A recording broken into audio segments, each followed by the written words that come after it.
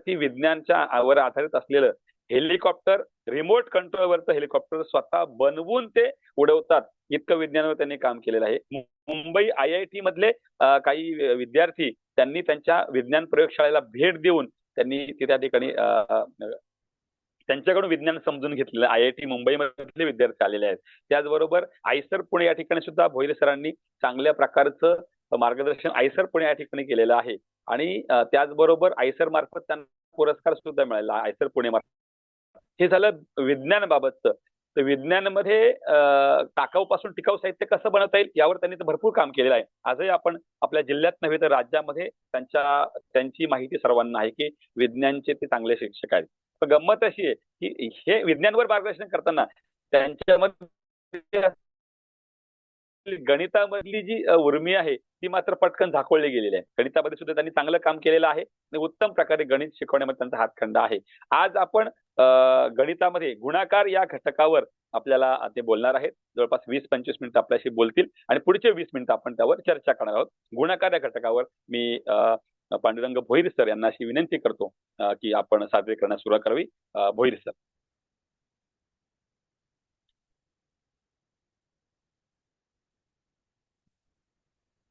Hello Bhoir sir.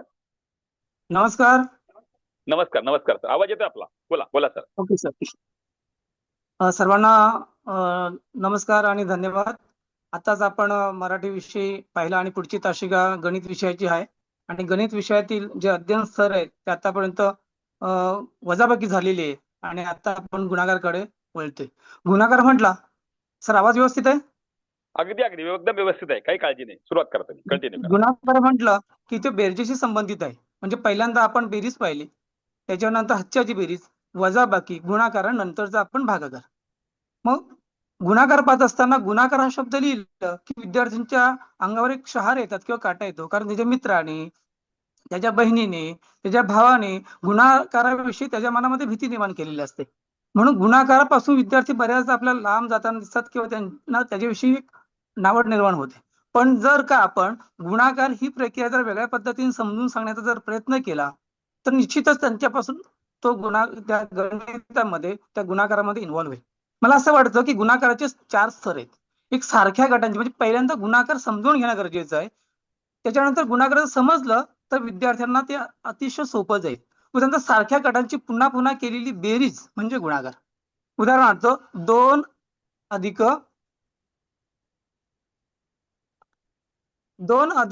अधिक 2 बरोबर 6 ही संकल्पना आपल्याला सहज सांगता येईल. म्हणजे बेरीज केली, दोनाची पुन्हा पुन्हा केली, म्हणजे 3 वेळा केली बेरीज म्हणजे 6 आले. या पद्धतीने आपण 5 जर गेलो तर बेरजेशी संबंधित आहे. हे जे आहे ते बेरजेशी संबंधित आहे. त्याच्यामुळे सारख्या गटांची पुन्हा पुन्हा केलेली बेरीज म्हणजे गुणाकार. पण गुणाकार सांगत असताना त्यांना त्या संख्येची पुन्हा पुन्हा बेरीज करत गेलो तर आपल्याला हे अतिशय सोपं आणि सुलभ जाईल. त्याच्यानंतरच आपण पाहूया पुढचा मुद्दा. नंतर मुद्दे आपण सविस्तर पाहणारच आहोत. उदाहरणार्थ पटींची तुलना. जर पटीने तुलना करत गेलो आपण तरी देखील आपल्याला गुणाकाराची संकल्पना विद्यार्थ्यांपर्यंत पोहोचता येईल. वर्गातलीच उदाहरण घेतलं की माझ्या वर्गामध्ये मुलींची संख्या ही मुलांच्या संख्येपेक्षा डबल आहे. मुलींची संख्या ही मुलांच्या संख्येपेक्षा डबल आहे. मग मुलांची संख्या किती? 12. तर मुलींची संख्या किती असेल? मुलांची संख्या ही जर 12 आहे तर मुलींची संख्या किती आहे हे सांगण्यासाठी पट आली. म्हणजे पटीचं उदाहरण जेव्हा घेऊ तेव्हा आपण पुढचं जेव्हा मी सविस्तर स्पष्टीकरण करेन प्रत्येक मुद्द्याचं तेव्हा आपल्याला पाहता येईल. पुढचा एक मुद्दा आहे दर. आता दर म्हटलं की सध्याच्या आताच्या यामध्ये पाहिलं वर्गामध्ये ती 5 रुपयाचं एक पेन आहे. असं एक 5 रुपयाचा पेन घेतल्यानंतर त्याची एका पेनाची किंमत 5 रुपये. तर 5 पेनांची किंमत किती ह्या दराच्या स्वरूपाला उदाहरण देता येईल. उदाहरणार्थ आता जर दिवाळी सुरू आहे तर दिवाळीच्या दृष्टिकोनातून आपण जर वास्तववादी उदाहरण दिली की एका फटाक्याची किंमत 10 रुपये, तसे 10 फटाक्यांची किंमत किती रुपये? किंवा साड्या, वरच्या वर्गासाठी आपण उदाहरण घेतले, साड्यांचं उदाहरण सांगितलं की एका साडीची किंमत 500 रुपये तर 5 साड्यांची किंमत किती रुपये असेल? अशी वास्तववादी उदाहरण आणि किमती जर आपण योग्य घेतल्या, त्याला जुळणाऱ्या, त्याला योग्य वाटणाऱ्या, तर विद्यार्थ्यांना ते अधिक सोपं जाईल. आणि पुढचा एक चौथा मुद्दा आहे रांगा किंवा स्तंभ. म्हणजे परिपाठाच्या वेळी आपण जर उदाहरण घेतलं की 5-5च्या रांगा तयार करा, अशा 5 रांगा तयार करा. परिपाठाच्या वेळी आपण असं आज सांगितलं की 5 विद्यार्थ्यांच्या 5 रांगा तयार करा, किंवा सांगितलं की 6 विद्यार्थ्यांच्या 5 रांगा तयार करा. एक दिवशी 5 विद्यार्थ्यांच्या 5-5 जर पाहिल्या तर त्यांना 25 येईल, इथे देखील बेरीज आहे. दुसऱ्या दिवशी 5 रांगा 6-6 विद्यार्थी पाहिले, इथे देखील बेरीज आहे. कुठेही मी गुणाकाराचा इथे उल्लेख केला नाही, गुणाकार कुठेही सांगितलं नाही, परंतु अप्रत्यक्षरित्या विद्यार्थ्यांपर्यंत गुणाकार मी पोहोचू शकलो, सांगू शकलो. आता काय करता येईल आपल्याला, याचा सराव करायचा आहे. जेव्हा आम्ही म्हटलं की सारख्या गटांची पुन्हा पुन्हा केलेली बेरीज म्हणजे गुणाकार, पहिला मुद्दा आपण पाहतो. पहिला मुद्दा पाहत असताना आपण जसं मगाशी संख्या लिहिली 2 + 2 + 2 = 6. आपण आता प्रत्यक्ष पाहूया एक उदाहरण. 2 + 2 = 2 + 2 हे 6 आले. तसेच पुढे जर घेतले आपण 6 + 6 + 6 = 12 आले. ही क्रिया मात्र गुणाकाराची, पण केली ते बेरीज, म्हणजे पुन्हा पुन्हा ती जी संख्या येत गेली त्या संख्येचा आपण काय केलं, बेरीज. आता या पद्धतीने सराव जर करत गेला तर विद्यार्थ्यांना त्या संख्येतून गुणाकाराची आपल्या संकल्पना पुढे सांगता येईल. मग ही संकल्पना दृढ झाल्यानंतर विद्यार्थ्यांपर्यंत आपल्याला गुणाकार पोहोचवायचा आहे. नंतर पट्टीची तुलना जी पाहिली आपण, त्या पट्टीच्या तुलनेमध्ये जसं मागाशी उदाहरण दिलं की वर्गामध्ये 12 मुलगे आहेत, तर मुली किती असेल, दुप्पट आहेत, तर साहजिकच त्याचा दुपटीचा आपण जेव्हा पाहू तेव्हा तो किती असेल, दुप्पट. अजून दुप्पट जर केली तर काय होईल, 24. म्हणजे पाड्यांची इथे संकल्पना जी आहे, बे के बे, बे 2 4, बे 3 6, म्हणजे 2 ची दुप्पट 4, 2 ची तिप्पट 6, 2 ची 4 पट 8, या पद्धतीने आपल्याला पटपट सांगता येईल आणि त्यातूनच पाड्यांची संकल्पना देता येईल. पाडे म्हणजेच गुणाकार आहे हे आपल्याला सांगता येईल. 2 × 2 = 4, 2 × 3 = 6, 2 × 4 = 8, ही देखील गुणाकाराची पद्धतीने आपल्याला पट्टीने तुलना करता करता ते सांगता येईल. म्हणजे पट्टीने घेतलं पण त्यातून काय शिकवलं आपण, गुणाकार शिकवलं. या संकल्पने आपल्याला पट्टीची तुलना घेताना गुणाकार सांगण्यात आलं. आता दराचा घेतला आपण, दर घेतलं, जसं मगाशी पेनाचं उदाहरण घेतलं किंवा फटाक्याचं उदाहरण घेतलं, ही शाब्दिक उदाहरण आहे. ही उदाहरणं जरी शाब्दिक असली तरी देखील विद्यार्थ्यांपर्यंत गणित पोहोचवण्याचं, गुणाकार पोहोचवण्याचं आपण छानपैकी काम करतो. बघा बरं, एक उदाहरण घेतलं मी. उदाहरणार्थ 5 साडे, एका साडीची किंमत 500 रुपये, एका साडीची किंमत 500 रुपये, अशा 5 साड्या घेतल्या. आपण. इथे बेरीज जरी करत गेले तर 5 × 5 = 25, म्हणजे 2500 रुपयाच्या साड्या ते तयार झाल्या. म्हणजे बेरीज मांडत गेलो आणि त्याच्यानंतर सरावाने आपण काय केलं, 5 × 5 = 500 × 5 = 2500 रुपये आले. म्हणजे ही संकल्पना दराची जरी, या सगळ्यांचं उदाहरण जर घेतलं तर आपल्याला शाब्दिक उदाहरण पण सांगता आली आणि छोटी छोटी गणित देखील सांगता आली, म्हणजे अंकची संख्या देखील आपल्याला सांगता येईल. त्याच्यानंतर पुढचं उदाहरण आहे किंवा पुढची स्टेप आहे रांगा किंवा स्तंभ. म्हणजे मगाशी मी उदाहरण दिलं ते परिपाठातलं उदाहरण दिलं. त्याचबरोबर आपण असं म्हटलं की एका बागेमध्ये पेरूची 10 झाडे आहेत, एका बागेमध्ये पेरूची 10 झाडे आहेत, तर अशा 10 रांगा आहेत, तर किती झाडे तयार होतील. मग तर 10 रांगा, एका झाडे 10, तर असे 10 रांगा, सहज विद्यार्थी त्याचा गुणाकार करतील आणि 100 पुढे लिहितील. अशा पद्धतीने रांगा किंवा स्तंभ किंवा त्याला आपण आयत म्हणूया, या पद्धतीने देखील ह्या 4 स्टेप दिल्यानंतर विद्यार्थ्यांना आपल्याला गुणाकाराची जी संकल्पना आहे ती बऱ्यापैकी पटवून सांगता येईल. आता गुणाकार सोडवत असताना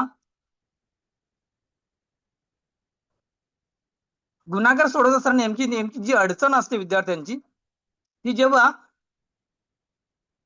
ती अडचण अशी असते की त्यांना सराव करत असताना आपण बेरजेतून गेलेलो असतो. साधी बेरीज असते, त्याच्यानंतर हातच्याची बेरीज असते. हातच्याच्या बेरजेमध्ये उदाहरण जेव्हा आपण घेत असतो तेव्हा त्या उदाहरणामध्ये हातचा देण्याची एक व्यवस्था केली असते, एक सोय केली असते, घर तयार केलेलं असतं आणि त्या घरामध्ये आपण काय लिहितो, आलेला हातचा लिहितो किंवा मग त्याची बेरीज करताना पुन्हा त्यामध्ये तो मिळवतो आणि पुढे मांडत जातो. परंतु गुणाकारामध्ये ही काही पद्धत नाही किंवा आपण ती वापरत नाही किंवा तशी काही सोय नाही. आणि मग ही सोय नसल्या कारणाने गुणाकार चुकण्याची आपल्याला जे जाणवत असतं की गुणाकार का चुकतात, तर गुणाकार चुकण्याची देखील काही कारण आहेत.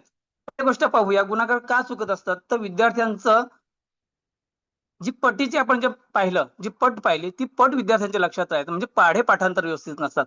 पाढे पाठांतर व्यवस्थित नसल्या कारणाने विद्यार्थी पटकन गुणाकाराची उदाहरण मांडू शकत नाही, ते करू शकत नाही. त्याच्यानंतर गणिती क्रियाचे गोंधळ, जे आता मी म्हटलं की गणिती क्रियांचं गोंधळ जे आहे ते असं की 2 अंकी संख्यांचं उदाहरण आपण घेतलं, 2 अंकी संख्यांचं उदाहरण जर घेतलं तर 2 अंकी संख्यामध्ये ते हातचा घ्यायला कुठेतरी राहून जातात. उदाहरणार्थ एक उदाहरण पाहूया आपण.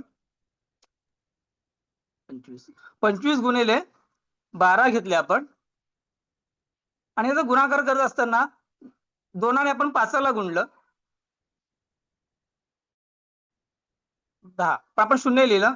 आता जो 1 आहे ते 1 आपण बाजूला करत असतो किंवा मनामध्ये ठेवत असतो, परंतु हा 1 नसून हा 1 दशक आहे हे आपण सांगायला विसरत असतो. आणि हा 1 दशक बाजूला केल्यानंतर या 2 ने जेव्हा पुन्हा 2 ला गुणतो, 2 4, मग 4 मध्ये 1 दशक जर केलं तर किती झाले? 40 झाले. ही एक दशकाची पूर्ण संकल्पना. एक हातचा घ्यायला जर राहून गेलं आपलं, म्हणजे जी मुलांची चूक होते की तो हातचा घेणं गरजेचं होतं, ते घेतलं गेलं नाही. आता किती झाले? 50 झाले. मग या एककाने आपण पहिला एककाला गुणलं, त्याच्यानंतर ह्या एककाने आपण दशकाला गुणलं. आता पुढचं एक जो आहे तो एक दशक आहे आणि देण्यासाठी एककाच्या खाली आपल्याला 0 द्यावा लागेल, म्हणजे एककाने गुणून पूर्ण झालेलं आहे. आता एक दशकाने आपल्याला एक एककाला गुणायचं, म्हणजे काय येईल? 5 एके 5. आणि ह्या एक दशकाने 2 दशक म्हणजे 20ला गुणायचे. ती 2 नसून ते 20 आहेत, पण ते एकच दशक स्थानी आहेत, म्हणून आपण त्याला काय म्हटलं? 2 दशक. आता काय करूया आपण? 2ला गुणूया. आता याची जर बेरीज केली तर काय होईल पहा बरं.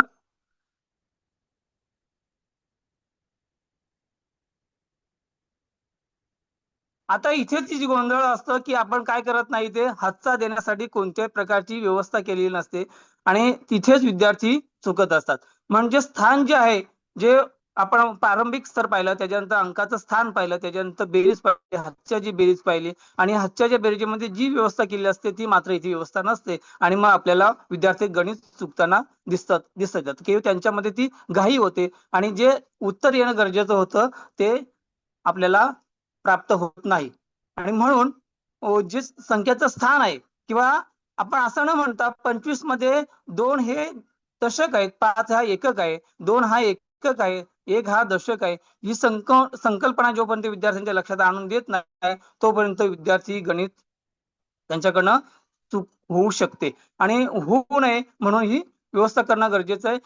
असं पण आपल्याला उदाहरणं सोडवता येतील की जेव्हा हातच्याची बेरीज आपण करत असतो, हातच्याची बेरीज करत असताना बऱ्याचदा आपण हातच्याच्या घरासाठी घर तयार करत असतो, पण काही सराव असं करणं गरजेचं आहे की त्यामध्ये काय करणं, कोणत्याही प्रकारचं घर न करता, म्हणजे हातच्याचं घर न तयार करता काही सराव उदाहरणं घेणं गरजेचे आहेत. जी सराव उदाहरणं जर घेतली तर त्यांच्या असं लक्षात येईल की आपल्याला याचा उपयोग गुणाकार सोडवण्यासाठी करता येईल. म्हणून वारंवार आपण हातच्याचं घर न घेता अशी काही उदाहरणं सोडून घेऊया त्यांच्याकडनं की ते मनात हातचा घेतील किंवा कुठे बाजूला ठेवतील आणि मग त्याची बेरीज करत जातील. आता ही छोटी संख्या आहे म्हणून ठीक आहे, पण जेव्हा मोठी संख्या घेतली जाते त्यामध्ये वेगवेगळ्या प्रकारची क्रिया येतात. बेरजेची येते, हातचा पहिल्यांदा त्या गुणाकारासाठी एक हातचा येतो, त्याच्यानंतर आपण त्याची बेरीज करताना हातचा येतो. ही सोडवण्यासाठी किंवा तयार करण्यासाठी कुठेही व्यवस्था राहत नाही आणि म्हणून आपल्याला ती अडचण निर्माण होत असते. दुसरी गोष्ट असं असतं की विद्यार्थ्यांमध्ये एक चुरस लागली असते की माझं पुढे गणित गेलं पाहिजे, माझं पहिल्यांदा सोडून झालं पाहिजे आणि ह्या चुरशीच्या पोटी ते घाई करतात आणि घाई केली की त्यांचं बऱ्याचदा गणित हे चुकलेलं असतं. ही देखील आपल्याला परिस्थिती जाणवत असते. नंतर संकल्पना नीट समजणं, जे आपण सांगितलं की गुणाकार म्हणजे काही संकल्पना जर विद्यार्थ्यांना व्यवस्थित समजलेली असेल तर विद्यार्थी सहजगत्या उदाहरणं सोडू शकतात. म्हणून की पहिल्यांदा 4 मुद्दे दिलेले आहेत की पुन्हा पुन्हा केलेली बेरीज किंवा त्याचं दर किंवा रांगा आणि पट या संकल्पना जर व्यवस्थित समजल्या तर विद्यार्थ्यांना गुणाकार समजणं फार सोपं जाईल. हे मात्र आपण करणं गरजेचं आहे. नंतर लेखनाच्या त्रुटी आपण त्रुटी येते.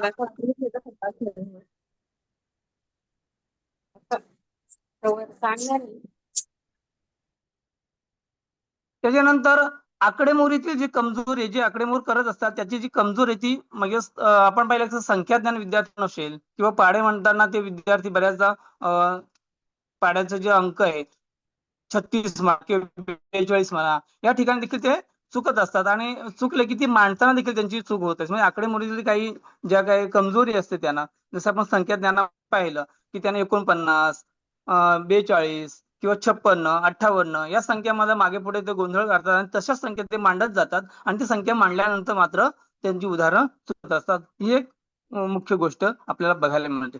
मग गुणाकार तत्व स्पष्ट करणं गरजेचं आहे. ते मगाशी मी सांगितलं की गुणाकार तत्व जे आहे ते स्पष्ट करणं विद्यार्थ्यांसाठी अतिशय महत्वाचे. नंतर पाढ्यांचा नेहमी सराव करणं गरजेचे आहे. जे आपण पट्टीची व्यवस्था पाहिलं पट्टीच्या संदर्भातलं, तर पाढ्यांचा सराव हा वारंवार होणं गरजेचं आहे. उदाहरणार्थ परिपाठाच्या वेळी किंवा संध्याकाळी किंवा मधल्या वेळामध्ये जेव्हा तो सराव होईल तेव्हा मात्र गणित सोडवायला किंवा गुणाकार सोडवायला त्याला सोपं जाईल. अशा रीतीने आपल्याला गुणाकारातील ज्या काही अडचणी आहेत त्या सोडवणं फार सोपे जाईल. मी पुन्हा म्हणतो की गुणाकार ही बेरजेचंच एक रूप आहे. ते मात्र सरावाने आपल्याला विद्यार्थ्यांपर्यंत पोहोचवावं लागेल. संख्याचं स्थान गुणाकार मोठ्या अंकाचा जेव्हा गुणाकार असेल तेव्हा गुणाकार सोडवत असताना आपल्याला त्याचे जे स्थान आहे एकक, दशक, शतक हे स्थान जर व्यवस्थित आपल्याला जर मांडता आलं, विद्यार्थ्यांना मांडता आलं, तर मला असं वाटतं ते गुणाकारामध्ये फार कमी चुका करतील आणि गुणाकार व्यवस्थितरित्या सोडून घेतील. आता ह्या पद्धतीने आपण पाहिल्यानंतर आपल्या असं लक्षात येईल की विद्यार्थी स्टेप बाय स्टेपने गेल्यानंतर कुठेही गुणाकार चुकताना दिसणार नाही. आपण वर्गात गेला आणि गुणाकार शिकूया असं म्हटलं आणि 2 किंवा 15 x 5 असं जर करत गेला तर साहजिकच विद्यार्थ्यांच्या मनामध्ये गुणाकाराच्या विषयी एक वेगळी भावना निर्माण होईल आणि शाब्दिक उदाहरण देत असताना मात्र अडचणी होतील. पण पहिल्यापासूनच आपण काय करत गेलो की गुणाकाराची जी उदाहरणं होती ती शाब्दिक आणि अंकी अशा पद्धतीने करत गेलो. उदाहरणार्थ 2+2 जे पाहिलं, त्याच्यानंतर पट पाहिले, त्याच्यानंतर दर पाहिले, त्याच्यानंतर रांगा पाहिल्या. याच्यामध्ये अंकमोड आहेत, अंकाचे पण आहेत आणि उदाहरणं पण आहेत. म्हणजे जी गणितातली की गुणाकाराची जी भीती आहे त्यांच्या मनामध्ये राहणार नाही आणि छानपैकी ती गणितामध्ये किंवा गुणाकारामध्ये आपलं प्रयत्न करत राहतील. अशा पद्धतीने आपण गुणाकाराची जी संकल्पना आहे किंवा गुणाकाराविषयी काही अडचणी आहेत त्या विद्यार्थ्यांपर्यंत पोहोचवू शकतो आणि मांडू शकतो. अशा पद्धतीने आपण या गुणाकाराविषयी चर्चा केली. Hello Bhoir sir. हा बोला. ओके, झालं प्रेझेंटेशन? हो. Okay okay okay, thank you. सगळ्यांना परत एकदा नमस्कार. आपल्या लक्षात आला की भोईर सरांनी आपण रेग्युलर जे आपण गणित संबोध मध्ये किंवा जे विचार केला होता की गुणाकार कसा असावा, जसं लॅटिस पद्धती वगैरे, परंतु जशी आम्ही भोईर सरांची आमची चर्चा झाली होती की ते आता रेग्युलर पद्धतीपेक्षा थोडंसं काय की नेमक्या अडचणी गुणाकारात कोणत्या येतात, त्याकरता आपण कुठली कृती केली पाहिजे आणि नेमकं आपण गुणाकार करताना जे आपण त्याला म्हणतो की मुलांच्या अडचणी समजल्याशिवाय आपल्याला पुढे जाता येत नाही. त्यामुळे अडचणी त्यावर नेमकं गुणाकार कुठल्या कुठल्या पद्धतीने गुणाकाराबाबत आपण विचार करू शकतो, हे सगळ्या बाबींवर भोईर सरांनी प्रकाश टाकलेला आहे. तर मला असं वाटतं आता आपण सगळ्यांनी चर्चा करूया की आता आपल्याला गुणाकाराबाबत काय अनुभव येतात, आपले विद्यार्थी कुठे चुकतात आणि तुम्ही ते सुधारण्यासाठी नेमकं काय करतो यावर चर्चा करूया. काही शंका असल्यास त्या विचारूया आणि शंका नसतील तर काय करता येईल आपल्याला त्यावर आपण बोलूया. आपण सर्वांकरता वेळ खुली करतोय. भोईर सर, अगोदर धन्यवाद तुम्हाला. आपण चर्चा करूया आणि मग आपल्याच प्रश्नांची उत्तर आपण सगळ्यांनी मिळून देऊया. ओके. हॅलो, नमस्ते सर. संध्या मॅडम नमस्कार. हा. बोला बोला बोला सर, बोला. मला असं म्हणायचंय, सरांनी खूप छान सांगितलं हे गुणाकाराच्या बाबतीत. पण आणखी एक असं आहे की असा सराव घेता येईल की चौकट गुणिले चौकट बरोबर 20. म्हणजे आपण अशी किती तुम्ही जास्तीत जास्त किती उदाहरणं तयार करू शकता असं आपण मुलांना सांगू शकतो. ओके. म्हणजे 4x5 बरोबर 20, 10x2 बरोबर 20 असं मुलं तयार करतात. त्यातही त्यांचा सराव होतो. आणि दुसरं असं आणखी एक असा आपण सराव घेऊ शकतो की 5x3 बरोबर 15. मग उलट प्रमाणे सुद्धा आपण त्यांचं घ्यायचं. 3x5 बरोबर 15 हा सराव एक महत्वाचा आहे. त्याच्यानंतर समजा 2-3 छोट्या छोट्या अंक घेऊन संख्या घेऊन 3x2x4 बरोबर 24. मग यांची अदला बदल करून येणारं उत्तर शोधायला सांगायचं किंवा सांगायची 2x3x4 बरोबर 24. म्हणजे अंकांचा क्रम बदलून घ्यायचा सर आपण. आणि आणखी एक महत्वाचं की आडवे पाडे पाठांतर महत्वाचे, त्याचा सराव घेणं. आडवे पाडे खूप महत्वाचे आहेत याच्यामध्ये. आणि हे घेत असताना आपण त्यांना प्रश्न विचारू शकतो की 2×5 किती, किती 7-14 अशा प्रकारचे प्रश्न आपण त्यांना विचारायचे, किंवा गटामधून 2 गट करून आपण त्यांच्यामध्ये हा खेळ रूपाने सुद्धा आपण हा सराव त्यांचा घेऊ शकतो. Right. मी घेते हे वर्गामध्ये. धन्यवाद व्हेरी सर. Very good. हा. आणि एक गोष्ट आपण लक्षात घेऊ मित्र हो, हा. की बोला बोला मॅडम, बोला बोला. हा नाही सर, बोला सर. झालं. नाही नाही, एक थँक्यू. गोष्ट लक्षात घेऊया आपण, की आता सध्या आपण जे आसर आणि इतर रिपोर्ट जे पाहतोय, मध्ये सगळ्यात जास्त जर आपल्याला अडचणी दिसत आहेत, म्हणजे मुलांचं प्रमाण ते सोडवण्यामध्ये स्तरावर असण्यामागे कमी असण्याचे जे घटक दिसतात, त्यामध्ये गुणाकार आणि भागाकार वरच्या श्रेणीमध्ये आहे. त्यामुळे निश्चितच आपल्याला हे आत्ता समजून घेणं गरजेचं, की गुणाकाराला आपल्याला नेमकं काय. संध्या मॅडमनी खूप चांगले मुद्दे सुचवले, की अदला बदल आणि पाढे. Very good madam. Alankar sir, आपल्याला काय बोलायचंय? आपण हात केलाय. अलंकार सर. हॅलो. एक मिनिट सर. हा सर, म्यूट होतो मी. ओके सर, येतोय आवाज आता? हा बोला बोला. हा बोला. हा भोईर सरांनी जे बोला, गणिताचे बोला. अर्थ सांगितले, हा तर त्याचा उपयोग खरा तर होतो विद्यार्थ्यांना पुढच्या स्तरावर, ज्यावेळेस विद्यार्थ्यांना शाब्दिक उदाहरणांच्या अडचणी येतात. आणि गुणाकाराच्या बाबतीमध्ये बऱ्याच वेळा मुलं विचारतात शिक्षकांना, की मॅडम हे गुणाकाराचं गणित आहे की भागाकाराचं गणित आहे? कारण बऱ्याच वेळा पट असेल, दर असेल, हे गुणाकारात पण वापरलं जातं आणि भागाकारात पण वापरलं जातं. राईट. त्यामुळे या लेवलला गुणाकार घेत असताना त्यांना जर त्याचा योग्य अर्थ कळला आणि जास्तीत जास्त जर आपण शाब्दिक उदाहरण घेतली, तर ती विद्यार्थ्यांची चांगली संकल्पना होते आणि पुढे त्यांना काय करायची ते कळतं. बऱ्याच वेळा संख्यात्मक उदाहरणं मुलांना सोडवता येतात, गुणाकार करता येतो किंवा भागाकार करता येतो. पण आपण आता तुम्ही जे उदाहरणं दिली याप्रमाणे आसर वगैरे, तर तिथे आसर किंवा दुसऱ्या इतर परीक्षांमध्ये जर शाब्दिक उदाहरणं आली किंवा पॅट मध्ये आपल्याला पाहता येईल, की शाब्दिक उदाहरणं आली की मुलांना तर काय नेमकी कृती करायची आहे ते कळत नाही. तर त्यासाठी शाब्दिक उदाहरणं घेणं महत्वाचं आहे. आणि हे जे सरांनी 4 अर्थ सांगितले, ते अर्थानुसार जर आपण उदाहरणं तयार करून जर विद्यार्थ्यांना सराव घेतला, तर संकल्पना अधिक चांगलीही कळेल. शाब्दिक उदाहरणामध्ये विद्यार्थ्यांना अडचणी येणार नाही. नक्कीच. कारण शाब्दिक उदाहरण हाच कळीचा मुद्दा Yes, sir. आहे, गुणाकार आणि भागाकार. हा. त्यामुळे त्याच्यावर सर, विचार करणं गरजेचं आहे. येस. सर, अजून मी कोणाला बोलू का? बोलायचंय? हा मी बोला बोलू मॅडम. का, सर?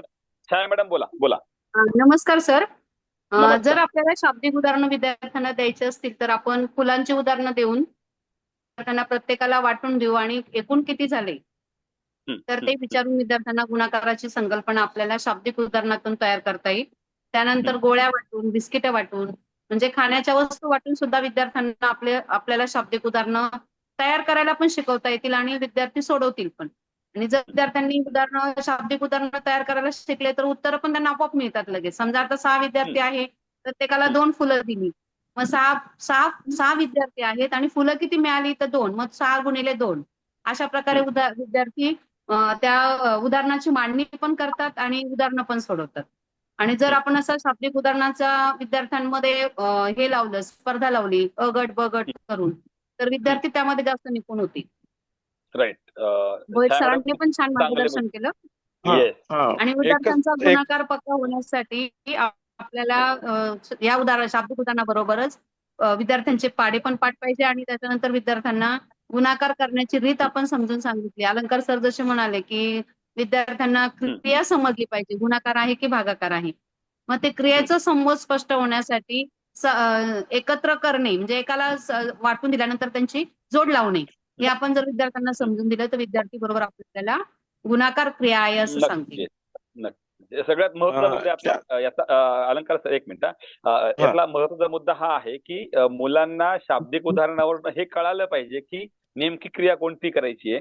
याच्याकरता आपण काही गोष्टी कशा करू शकतो, की उदाहरण सांगायचं आणि त्याचं शाब्दिक रूपांतर करायचं, शाब्दिक उदाहरण द्यायचं आणि त्याचं क्रियेमध्ये रूपांतर करायचं. हा जेवढा सर्व गटामध्ये आणि वैयक्तिक होईल तेवढं चांगलं होईल. अलंकार सर बोला. शाब्दिक उदाहरण देताना जे सरांनी 4 अर्थ सांगितले, त्या प्रत्येक अर्थानुसार वेगवेगळं उदाहरण तयार होतं. तर त्या प्रत्येक अर्थानुसार दिलं पाहिजे. मॅडमने जे सांगितलं, तर एकाच प्रकारचं न देता, जसं आता दर आहे, तर दरामध्ये आपण वस्तू विकत घेण्याबाबतचं असू शकतं. दर आहे, पट आहे, जर मॅडमने आता पट सांगितली, त्याचबरोबर आलेख आहे किंवा रांगा आणि ओळी आहेत, तर अशा राईट. प्रत्येक प्रकारचं जर अर्थानुसार आपण जर वेगवेगळी उदाहरणं बनवली तर विद्यार्थ्यांना तो संबोध अधिक क्लिअर होईल. नाही तर मग आपण एकच प्रकारचे जर घेतली तर दुसऱ्या प्रकारचं जर गणित आलं की विद्यार्थ्यांना ती अडचण निर्माण होऊ शकते. अगदी अगदी. सरावातला विविधांगीपणा जो आहे ना तो महत्वाचा या ठिकाणी आहे.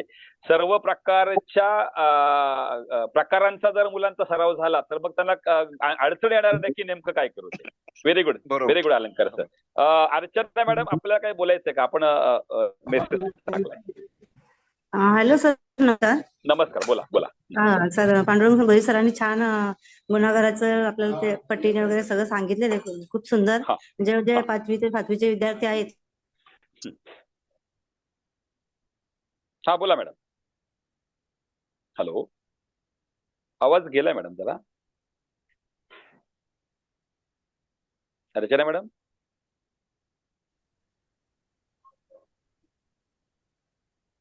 हॅलो, आय थिंक नेटवर्कचा इश्यू येतोय. हॅलो. अजून कोणाला? हा, काटे सर बोला. काटे मॅडम बोला. हा. काटे सर बोलतो मी. काटे सर माझा बोला. हा. जो अनुभव आहे वैयक्तिक मुलांचा, बोला ना, बोला ज्यावेळेस बोला. आपण जो पाड्यांचा तक्ता असतो हा हा हा 2 ते 10चा, त्या हा. प्रत्येक घराचा उपयोग करून आपण गुन्हागाराचा सराव त्यांना देऊ शकतो. समजा जर नक्कीच. पहिलं घर आहे 1x2, मग मुलाला सांगायचं की पहिल्या घरात जो अंक आहे ते त्याचं उत्तर आहे. अगदी नंतर अगदी अगदी. 2x2, मग आपलं जे दुसरं घर आहे बेच्या पाड्याचं, दुसऱ्या घरात जो अंक आहे ते त्याचं उत्तर आहे. मग असं Right. करत करत आपण 9 घरापर्यंत जायचं आहे. म्हणजे तो बरोबर. त्याचा 2ने ज्या घराला गुणायचा तो त्याचा 2चा सराव होऊन जातो. असं मग आपण 3चा घ्यायचा आहे, नंतर मग 4चा. म्हणजे आपल्याला मुलांना जास्त उदाहरणं द्यायची गरज नाही पडत. मुलं स्वतःच पाडा घेतात आणि तो 9 पर्यंत करतात. मग 4चा घेतात, 5चा घेतात. असा सराव करत करत त्यांना ती संकल्पना स्पष्ट होते. एकदा नक्कीच. गुन्हागाराचा संबोध त्यांना कळाला, संकल्पना स्पष्ट झाली, तर ती सहज कोणतीही गुन्हागार सहज करतात. आता माझे जे मुलं आहेत, तुम्ही जर त्यांना किती मोठा अंक गुन्हागार दिला, 10 अंकी द्या, 20 अंकी द्या, 5 अंकी द्या, ते सहज करतात. म्हणजे त्यांची Very good. संकल्पना जोपर्यंत स्पष्ट होत नाहीये Very तोपर्यंत good. त्यांना संबोध क्लिअर होत नाही, तोपर्यंत ते गुन्हागार करू शकत नक्की, नाही. नक्की. तुम्ही संकल्पना सांगितलेली त्यांची क्रिया. हा हा बोला स्पष्ट बोला होईल, बोला. त्याच्यानंतरच मग आपण जे शाब्दिक उदाहरणाकडे जाऊ शकतो. जर संकल्पना त्यांची स्पष्ट होत नाही तोपर्यंत आपण त्यांना शाब्दिक उदाहरणं देऊ शकत नाही. त्याच्यानंतर जेव्हा त्यांना संकल्पना कळेल तेव्हा आपण सांगतो 51 आणि जेव्हा आपण किंमत बरोबर. काढतो तेव्हा गुणाकार करायचा, आणि अनेक जेव्हा एकाची किंमत काढायची अगदी तेव्हा सर. आणि भागाकार इथे करायचा. अशी संकल्पना स्पष्ट क्लिअर बरोबर. होईल. इथे सगळ्यात महत्वाचा मुद्दा हा आहे याच्यामध्ये की नुसतं गुणाकाराची क्रिया करता येणं म्हणजे गुणाकार जमला असं होत नाही. तर शाब्दिक उदाहरण समजून गुणाकार जर करता आला तर त्या मुलाला गुणाकाराची क्रिया समजली असं आपण म्हणू सर, बोलू शकतो. का? बोला मॅडम. बरोबर. अर्चना मॅडम बोला. हा. गुणाकार म्हणजे एकाच अंकाची पुन्हा पुन्हा केलेली बेरीज म्हणजे गुणाकार. हा संबोध जो आहे तो विद्यार्थ्यांचा आपल्याला क्लिअर करणं गरजेचं आहे. त्यानंतर दुसरी स्टेप आपण घेऊया की कोणत्याही संख्येला 1ने गुणल्यावर गुणाकार तीच संख्या येते. हा गुणाकाराचा दुसरा ने म्हणजे समजा गुणिले 7 गुणिले 1, तर 7 1 7.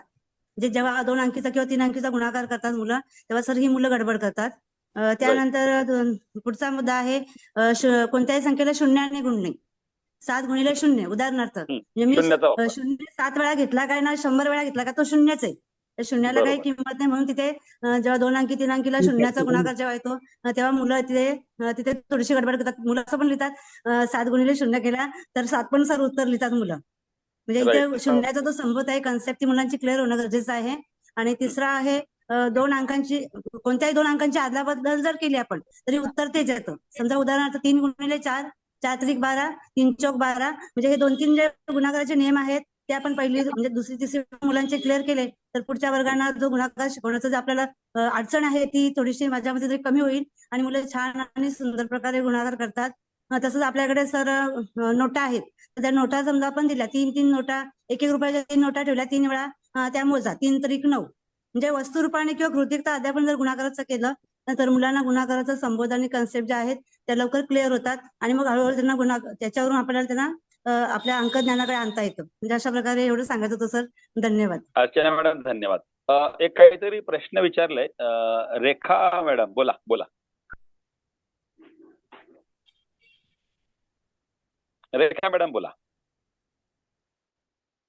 हा सर, मला गुणाकाराच्या संदर्भात सांगायचंय थोडंसं की आपण विद्यार्थ्यांना गुणाकाराची ही प्रक्रिया करताना गणितामध्ये कोणतीही उदाहरणं सोडवताना गणिताची मांडणी करणं हे खूप गरजेचं असतं.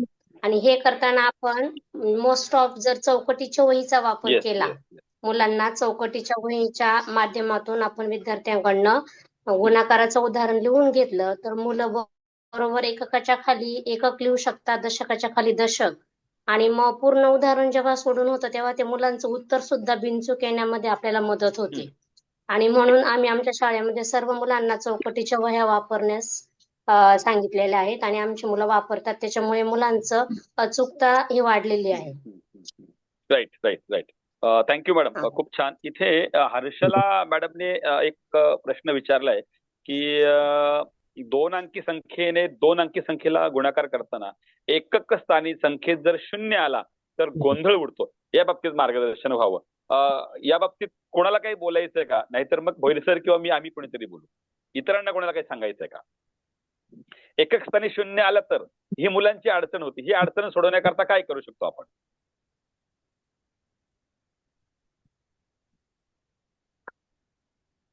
हॅलो. हा, बोला बोला बोला. हा सर, मला वाटतं ही जी अडचण आहे त्यावेळेला आपल्याला जो 1ली ते 4थी पर्यंत गुणाकाराचा जो गुणधर्म आहे, संख्येला 0ने गुणलं तर उत्तर 0 येतं, याचा जर आपण आधी सराव घेतलेला असेल तर ती कन्सेप्ट विद्यार्थ्यांची क्लिअर होऊ शकते. राईट. 2ला गुणिले 0ने आहे बघा, गुणधर्म आहेत गुणाकाराचे की कोणत्याही संख्येला 1ने गुणलं तर उत्तर तीच संख्या येते आणि कोणत्याही संख्येला 0ने गुणलं तर उत्तर 0 येतं. हे जेव्हा विद्यार्थ्यांचं पक्क होईल तर त्यांना ती अडचण राहणार नाही, मला असं वाटतं. नक्कीच. जो एकक स्थानी 0 येतो त्याचं, असं मला वाटतं. आणि अगदी बरोबर आहे मॅडम. याचं कारण आहे की याच्यामध्ये आहे की आपल्याला तो शून्याचा सराव, जर इथे शून्याचा नियम शिकवला, जसं गावले मॅडम म्हणतात की नियम शिकवला अडचण येत नाही, पण नियम शिकवताना सराव, त्या म्हणजे जिथे जिथे मुलं चुकतायत ना त्या बाबींचा सराव जास्त व्हायला हवा. दुसरा मुद्दा, आता एक अडचण अशी येऊ शकते बघा की वरही 0 आला एककामध्ये आणि खालच्या संख्येमध्ये एककामध्ये 0 आला, तर अशा वेळेला एककाने 0चा गुणाकार करताना तो मुलांचा सराव व्हायला हवा की त्या 0ची लाईन अगोदर लिहिली पाहिजे, मग त्यांनी पुढची स्टेप करावी, म्हणजे लक्षात येईल की पुन्हा 0 करून दशकाचं त्याला सुरुवात करता येईल. अदरवाईज काय होईल, त्या 0ने गुणताना वरचं 0चं गुणाकार जर तिचे उत्तर जर लिहिले नाही तर खालची स्टेज करताना खालची स्टेज आपण सेकंड स्टेज करतो ना दशकाने गुणताना, त्यावेळेला वरचा 0 लिहिल्यावर त्याच्या खाली एककाच्या खाली 0 येऊन दशकापासून सुरुवात करायची, हे मुलांना कळलं पाहिजे. आणि अजूनही मुलांमध्ये हा गोंधळ घडतो, तो म्हणजे कोणता की एककाने आपण खाली 0 का लिहितो, तर एककाने गुणल्यावर एककापासून सुरुवात करायची नाही, दशकाने गुणायचंय म्हणून दशक स्थानापासून सुरुवात करायची. ही कन्सेप्ट मुलांना जर कळाली तर मग 0चा अर्थ कळेल. येस, आणि मग ही अडचण येणार नाही असं मला वाटतं. ओके, बोला बोला बोला बोला. मी सुनीता चव्हाण बोलते सर. मॅडम बोला बोला बोला. हा सर, गुणाकार शिकवण्याआधी आपण त्यांना पाढे हे गुणाकार जर शिकवले ना सर तर गुणाकार शिकवणं खूप सोपं होतं. आणि पाढे शिकवताना पण एक तंत्र आपण लक्षात ठेवायचं, त्यांना डायरेक्टली पाढा शिकवण्याच्या आधी 0चा पाढा जर आपण शिकवला, म्हणजे 0 गुणिले 0 0, 0 गुणिले 1 0, 0 गुणिले 2 0, अशा पद्धतीने हा झाला 0चा पाढा.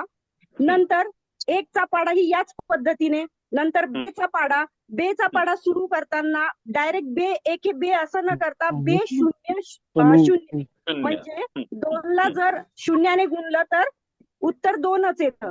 अशाच पद्धतीने त्यांना 10 पर्यंतचे पाढे आपण जर शिकवले, म्हणजे 10चा पाढा शिकवताना 10 गुणिले 0 10 0 0, 10 1 10 दुने 20, अशा पद्धतीने जर पाढे जर शिकवले ना सर तर त्यांना गुणाकार शिकवण्यासाठी खूप कमी मेहनत करावी लागते. आणि हे पाढे शिकत असतानाच त्यांचा कन्सेप्ट क्लिअर होतो की कोणत्याही संख्येला जर 0ने गुणलं तर उत्तर हे 0च येतं. आणि दुसरा एक कन्सेप्ट क्लिअर होतो, कोणत्याही संख्येला जर 1ने गुणलं तर उत्तर तीच संख्या येते. हे दोन्ही कन्सेप्ट पाढे शिकवताना क्लिअर झाले की पुढे गुणाकार अगदी त्यांचा फास्ट डेव्हलप होतो. आम्ही ही पद्धत आमच्या शाळेवर राबवतो आणि जो गुणाकार स्वरूपात पाड्यांचा तक्ता आहे ना, तो आम्ही मोठा असा चार्ट तयार करून दर्शनी भागेत शाळेत लावलेला आहे आणि विद्यार्थ्यांचं दररोज 4 ते 5 या वेळेत सामूहिक वाचन त्याचं घेतो. त्यामुळे सर्व विद्यार्थी एका गतीने पाड्यांच्या बाबतीत पुढे जातात. नक्कीच मॅडम, धन्यवाद. खूप चांगल्या कन्सेप्ट. शून्याचा पाढा आणि एकचा पाढा ह्या दोन गोष्टी जर केल्या तर मुलांना शून्याच्या मुळे गुंतताना आणि एकला गुंतताना अडचण येणार नाही. दोन मुद्दे खूप छान झाले. शेवटचं आता कोणाला बोलायचं असेल तर, नाहीतर आपण पुढच्या हॅलो हॅलो हॅलो कल्पना मॅडम बोला. बोला. हा, मयेकर मॅडम बोलते मी, गोडसाई शाळा. माझ्याकडे 7वीचा वर्ग आहे. काही मुलांचे पाढे पाठ नसतात किंवा त्यांचा कॉन्फिडन्स कमी असतो, म्हणजे त्यांना पाढा येत असतो, एखादी संख्यामध्ये त्यांना अडखळत असते. तर त्यावेळी मी काय करते, संध्याकाळच्या वेळी अशा मुलांना पुढे घेते वर्गामध्ये आणि त्यांना पाढे बोलायला लावते आणि ज्यांना पाढे येत आहेत ते त्यांच्या मागून पाढे बोलतात आणि मग त्यांचाही कॉन्फिडन्स वाढतो की मला पाढे येत आहेत आणि त्यांना कळतं की आपण कुठे अडखळतोय. मग त्यावेळी ती समोर ज्यांना पाढे येत आहेत ती मुलं क्लिअर करतात त्यांना, किंवा मी शिक्षिका म्हणून सुद्धा त्यांना एखाद्या ठिकाणी जिथे अडतं तिथे त्यांना क्लिअर करते. हे असं आहे, मग त्यांचाही कॉन्फिडन्स वाढतो, त्यांच्यावर जबाबदारी येते की आपल्याला पाढे आलेच पाहिजेत, कारण बाकीची मुलं त्यांच्या मागणं बोलत असतात. त्यामुळे त्यांचे पाढे पाठ होतात, त्यांचा कॉन्फिडन्स वाढतो, त्यामुळे त्यांचा गुणाकार सोडवताना त्याचा त्यांना चांगल्या प्रकारे उपयोग होतो. कारण मला वाटतं गुणाकार यायला पाहिजे तर म्हणजे पाढे आलेच पाहिजेत, त्याच्यामुळे मी पाढ्यांवर फार जोर देते आणि त्या मुलांना माझा पाढे चांगल्या प्रकारे येतात. त्यामुळे नक्कीच नक्कीच. वंदना मॅडम, सॉरी, गावले मॅडम, मयेकर मयेकर मॅडम, खूप चांगलं तुम्ही सांगितलं. फक्त काय होतं, कधी कधी पाड्यांकडे बघण्याचं कोण की पाठांतर क्षमता आता वापरत नाही असं म्हटलं जातं. पण गंमत सांगू का, कधी कधी सहज सहज करता करता बोलता बोलता पाठांतर न करता मुलांचं आपोआप पाठ होऊन जातं ते आणि वेग वाढतो मुलांचा. त्यामुळे ती चांगली गोष्ट आहे. धन्यवाद. एक गोष्ट फक्त या ठिकाणी मी थोडीशी आवर्जून सांगतो की मुलांना आपण जर म्हणतो की पुन्हा पुन्हा बेरीज केली की त्याचं रूपांतर गुणाकारामध्ये होतं, असं आपण ज्या वेळेला म्हणतो, तर मुलं म्हणतील की जर बेरीजच करायची मग गुणाकार का करायचा. तर मुलांना ते तसं आपण पटवून दिलं, अवेअरनेस ज्याला म्हणतो झाला पाहिजे.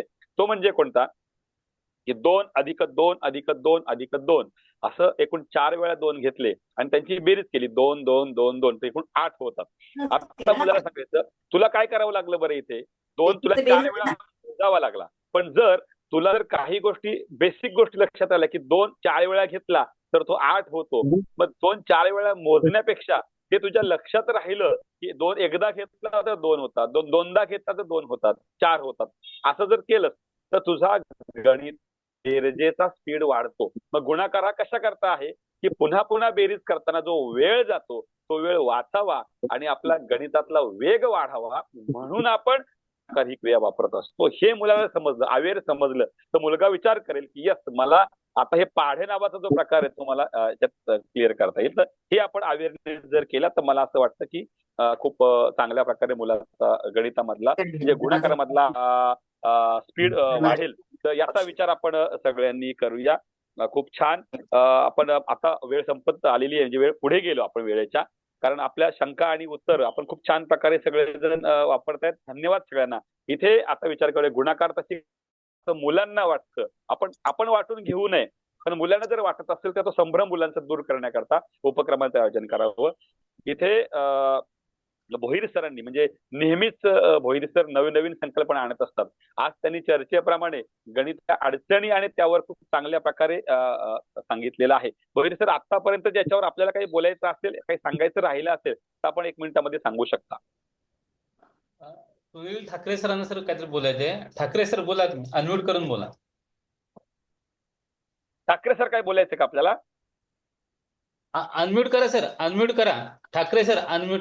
हो सर, अनम्यूट करा. हा सर बोला sir. Kindly cooperation sir. Sir मी एक प्रयोग केला होता, जे आपलं टीचिंग मटेरियल आहे ना, टीचिंग लर्निंग मटेरियल, त्याच्यातलं सर काही मणी वगैरे घेतले आपण किंवा काही असे क्यूब वगैरे आहेत, ते क्यूब घेतल्यानंतर आपण 2-2च्या पटीने त्यांच्या संख्या तयार करून घेतल्या. समजा सपोज टू बी मला 2चा पाढा तयार करायचा आहे, तर 2-2च्या पटीतल्या संख्या 2 4 6 8. मग आता मी माझा स्वतःचा अनुभव सांगतोय, शेअर करतोय की मुलं मग 2च्या पटीतल्या संख्या 20 पर्यंत बोलतात, पण मग त्याच्यानंतर पुढे एक अडचण होत होती की मग 1 2 3 4 5. मग त्यांच्याकडून तो सराव करून घेतला, 1 2 3 4 5 म्हणजे 5 पट. सक 6 पट 7. मग त्याच्यामुळे ते सोपं गेलं. त्याच्यामुळे मग जवळजवळ आता FLNच्या बाबतीत तर सुरुवातीला जुलै महिन्यात माझ्याकडे 10 पैकी 10 विद्यार्थी होते 4थीचे. तर त्याच्यापैकी फक्त 2च विद्यार्थी भागाकारात होते. आता जवळजवळ सर्वच्या सर्व विद्यार्थी भागाकाराच्या टप्प्यापर्यंत म्हणजे गुणाकार आलं म्हटलं तर भागाकार येतोय. भागाच्या टप्प्यापर्यंत आले. नक्की. म्हणजे हा प्रयोग मी केला होता सर. गुड. खूप चांगला प्रयोग आहे. मुलांना पाढे पाठ कर असं म्हणण्यापेक्षा स्पीड वाढण्याकरता काय करशील याची कृती जर केली आपण तर आपोआप मुलं पाढे पाठ न करता पाठ होत जातात त्यांचं. म्हणजे स्मरण वाटतं. खूप चांगला मुद्दा सांगितला ठाकरे सर. धन्यवाद तुम्हाला. थँक्यू सर मला या प्लॅटफॉर्मवर बोलू दिल्याबद्दल सर. नाही नक्की. फक्त कधी कधी लक्षात येत नाही कोणाला बोलायचं असेल तर राहून जाते. धन्यवाद सर. खूप चांगला मुद्दा मांडला. मित्र हो, वेळ संपत आलेली आहे. गुणाकार खूप चांगल्या प्रकारे चर्चा केलेली आहे. आपल्या लक्षात आलं असेल की आपले भोईर सर आहेत ते एकटेच कधी नसतात तर त्यांच्याबरोबर त्यांची अर्धांगिनी सुद्धा असते. आपण पाहिलं असेल प्रेझेंटेशन करताना भोईर सरांचं लेखनाचं काम त्यांची अर्धांगिनी करत होती. जसं कुटुंब रंगले काव्यात असं आपण म्हणतो तसं कुटुंब रंगले अध्यापन